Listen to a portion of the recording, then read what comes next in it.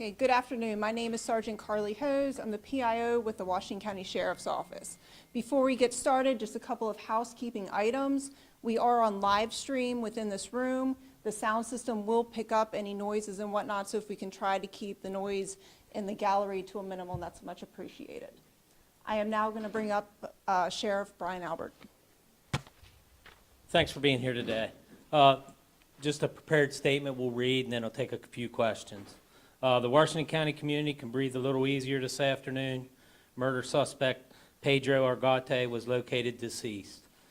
This morning, Maryland State Police, along with other resources, were conducting an expanded systematic searches and in a heavily wooded area between Clear Spring Road and Bottom Road, approximately 1 mile northwest from where the suspect's vehicle was located.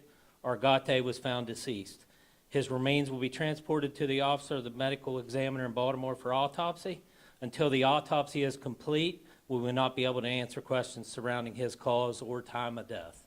I'd like to thank my personnel for their tireless work and dedication during this investigation. Most of us have not slept a good night's sleep since last Thursday. The Sheriff's Office would also like to extend our gratitude to the following agencies and partners with their help during this investigation. There is no way we could have conducted this without their assistance.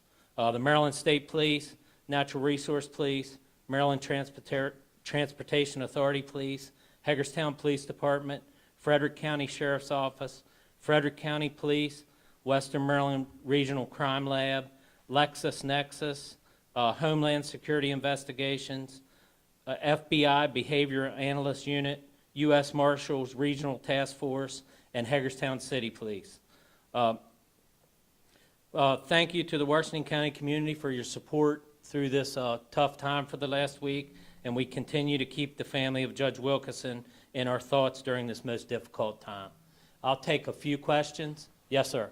Sheriff, what are your feelings about this? You say the community can breathe a little bit easier. You guys have been heart and soul in this. What are you feeling today? Well, it's relief, but it's still a tragedy that we're dealing with. Most of us up here, we just came from Judge Wilkinson's viewing, met with the family. They were very appreciative. You know, it brings a little bit of closure to them, but it's still a tragedy. They lost a husband, father, and a brother. So, kind of a somber moment for us. Had that area been previously searched, and did you find a weapon with them? We can't comment on the investigation right now, and we hastily searched that area, but we were just going over it systematically today. Brian, can you say definitively that the threat and the anxiety should be over for the larger community at this point? It definitely should be lowered. Obviously we have a funeral tomorrow that we have security set up for, and everybody should feel sleep a little bit better tonight. How did you know right away that this guy was involved?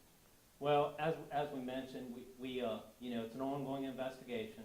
We'll release those details as they come available, but we're pretty sure that obviously we got our guy. Was there a prior threat to the judge by this man? Not to our knowledge. No. What led you back there this morning? Just the area. It's just systematic in search management. The way the Maryland State Police, Natural Resource Police, their whole team, that Maryland Transportation Authority, they have a team that goes in, does evidence search, and we felt that it was time to do that. Our partners offered it up, Maryland State Police, yesterday, and we was more than welcome to take the help. How would we characterize that? Is that like a gridded type search? It can be. There's different ways to do it, but the grid search would be the most knowledgeable to the public. Sheriff, with this threat now being neutralized in a sense, what is the protocol for protecting other judges, and other cases that may be going on, not knowing what any, defendant or person that's in court could do as Mr. Yeah, I'm sure. We've taken precautions here in Washington County. Other counties I know have changed some protocol that they're doing. I don't want to speak on how they're doing things, but I'm sure we're going to have discussions in the future on how to protect the judges a little bit better than currently. Sure. What type of protocols are in place right now, ahead of whatever you all decide moving forward? On the judges or? Well, we always have security in the courtroom, so, and then also we've added some security throughout the community for them. I don't really want to go into details how we're doing that, so. And one last question, please. Have you informed the judge's surviving family? Could you characterize their reactions at this time? I think that relieved would be the thing that, explain it as. The family was relieved that, we brought this to a little bit of closure, so.